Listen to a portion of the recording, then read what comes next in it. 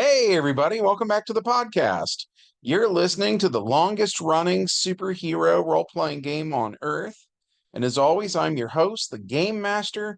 And today we're going to be talking about Marvel Man, Kid Marvel Man, Young Marvel Man, and Marvel Woman.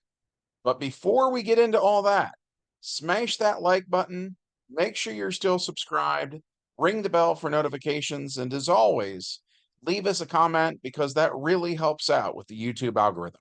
We've got a great community here, and it's all thanks to you guys. Thank you so much for being here. With all that said, let's dive in. The prologue to this one takes place in 1954. John Redbridge has gone by many names over the years. In the Golden Age, he was Superman Red, but as McCarthy's Red Scare began in the United States, and the House Un-American Activities Committee accused Red of being a communist, he retired and now lives in Albion, Montana. Recently, 13 of history's most unbeatable supervillains threatened to destroy the space-time continuum. And when the dust cleared, Red now possessed the Infinity Gems, which he wore as rings on his fingers. The white gem deals with ego. The red gem deals with power. The orange gem deals with time. The yellow gem deals with reality. The green gem deals with soul. The blue gem deals with the mind. The purple gem deals with space. And finally, the black gem deals with continuity. John Redbridge sits in his mansion using the black gem for something akin to precognition or clairvoyance. In doing so, he looks at events in the future of this continuity, as well as events in the continuities that could have been. In one continuity, he sees where at Pearl Harbor, the heroes won, then struck back at the attackers, ending the war in 1941 and assuming control of the Axis powers, forcing them to make reparations to everyone they hurt. In another timeline, shape-shifting reptilians from the Hollow Earth infiltrate the royal family of England, and then the United Kingdom does the same sorts of things in Kenya that the Germans did in Poland. In that continuity, the Justice Society of America went to England and handled them the same way they handled Germany in the 40s, which raised the hackles of many countries that began to see the superhero community as thinking it was above the law, out of control, etc. Despite the fact that those same actions were applauded just 10 years earlier. As Red is deciding what to do with this information, on the TV, a man named Frederick Wortham is being interviewed. He recently wrote a book called Seduction of the Innocent, in which he accused the superhero community of all sorts of things. He called Wonder Woman a lesbian, which was illegal at that time. He said Batman having a sidekick was child endangerment. He said all sorts of things.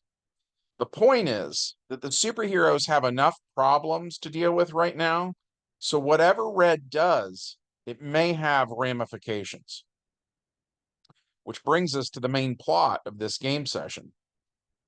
John Redbridge substitutes the omnipower of the Infinity Gems for remote sensing.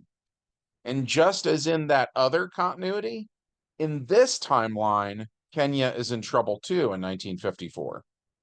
So he substitutes omnipower for teleportation, and then he appears in Kenya, where he startles some British troops. On their turn, they decide to open fire on him, which does them no good. He's not wearing his Superman Red costume, but he still has the same powers a Kryptonian does. So the bullets fail to penetrate his invulnerable flesh. It does mess up his clothing, though. He sees the suffering of women and children, so he thinks about grabbing the nearest soldier and throwing him into the sun.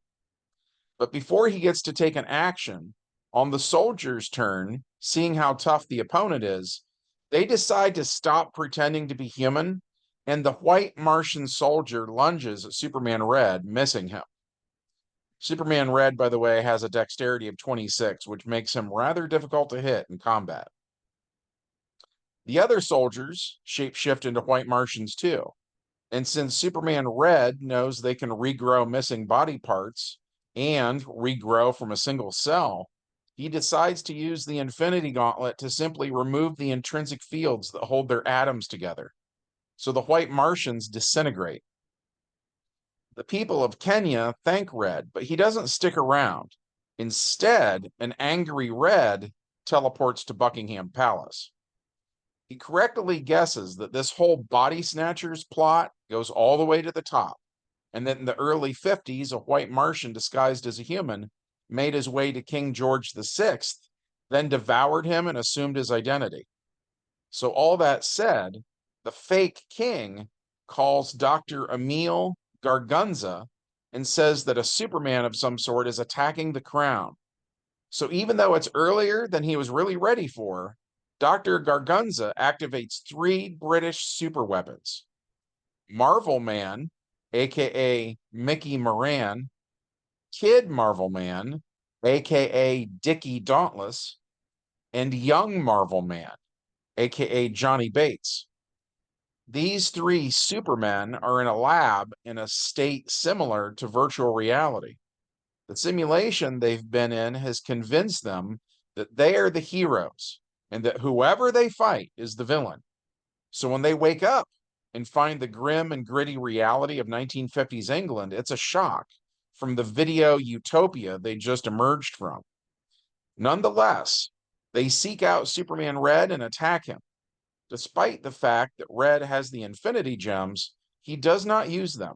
He enjoys a good fight, and it's been a while since he's had one. These pawns of the White Martians only need to roll a 9 or better to hit Superman Red. Marvelman rolls a 1 and a 4, missing.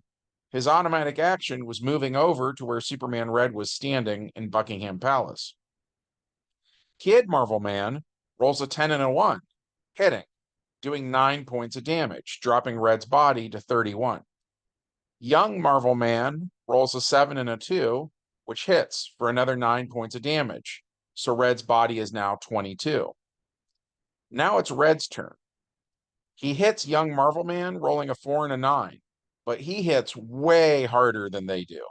So his strength of 50 versus their body of 28 means young Marvelman takes 22 points of damage from a single hit. Red's glad he didn't go down in one punch. That makes this more satisfying. Red punches young Marvelman again, knocking him out, which shocks the other two, who in their virtual utopia never lost a fight, ever. And as an automatic action, they comment on this. So it's Red's turn again. He could hit them, but instead spends his automatic actions informing them that they are the bad guys in this story. He also tells them what happened in Kenya. They don't believe him and instead choose to attack him rather than talk it out. Marvelman rolls a 10 and a 7, hitting, getting 2 column shifts and doing 14 points of damage. Kid Marvelman rolls a 2 and a 6, missing. On Red's turn, he hits Marvelman, rolling a 6 and a 10, doing 24 points of damage, then hits him again, doing another 22. Marvelman is knocked out now. Kid Marvelman freaks out and says this can't be happening, then rolls a 2 and a 5, missing. Superman Red hits back, rolling a 7 and a 6, doing 22 points of damage, then goes again, knocking out Kid Marvelman. Now that the fight is over, Superman Red subs his Omnipower for regeneration, healing the damage he took. Then he subs Omnipower for Detect to figure out where they came from. So he takes the 3 knocked out villains to the secret laboratory of Dr. Emil Gargunza, where the mad scientist is freaking out. He's an ugly little man, and here in the lab, he's furiously pulling levers and flipping switches. Marvelwoman is here in virtual reality.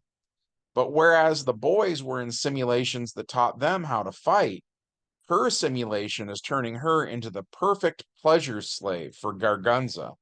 And there isn't just one of her, there are many. Superman Red looks around the lab with disgust. Red says, you know, I remember seeing these specific machines in a German lab 10 years ago. These exact same machines. His tone illustrates how angry he is with Gargunza. The mad scientist releases Marvelwoman, hoping she'd defend him. And of course, Superman Red's Valentino effect is still in play. So she wouldn't have attacked him anyways. But even if you forget about all of that for a second, that's not how she was programmed.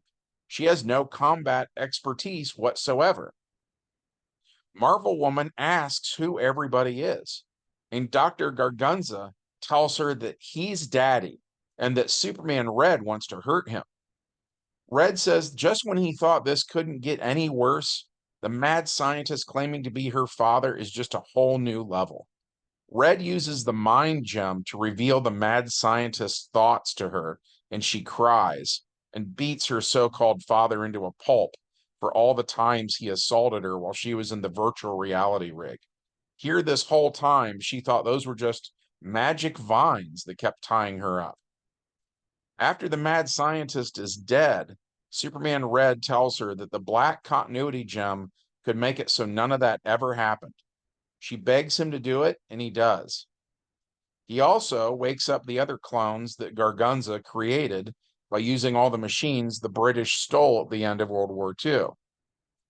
The Marvel women are all upset that they're clones and quote unquote not real people. They're convinced they don't matter and that nothing they ever do will be of any importance. So Superman Red tells them they're wrong, and he uses the Infinity Gems to show them who Donna Troy is. Which brings us to our epilogue. During World War II, Superman Red and a bunch of other Golden Age superheroes fought their way to a German cloning lab where they found a bunch of glass tubes that contained clones of various superheroes. Some of the clones contained here were made from the DNA of Kara Zor-El. Some were clones of Steve Rogers, aka Captain America. And it was here that Wonder Woman found a clone of herself who was just a baby. She was given the name Donna Troy and taken to Paradise Island, where she's raised by the Amazonian ideals of peace and justice. Throughout the 1950s, she trained on the island under Diana herself after the death of Steve Trevor in Korea. By the time she was 20 years old, Donna Troy, aka Wonder Girl, was a member of the Titans alongside Supergirl, the Girl of Steel, Robin, the Boy Wonder, Miss Martian, Kid Flash, Cairo, the Teen Lantern, and Aqualad. And together, they saved the world too many times to count. But that's a story for another day. We thought this one was interesting. We hope you did too. If so, as always, smash that like button, check to see if you're still subscribed, ring the bell for notifications, and be sure to leave us a comment because that really helps us out with the YouTube algorithm. From everyone here at the longest running superhero RPG on Earth, we hope you have a good one, and we will see you in the next adventure. Bye.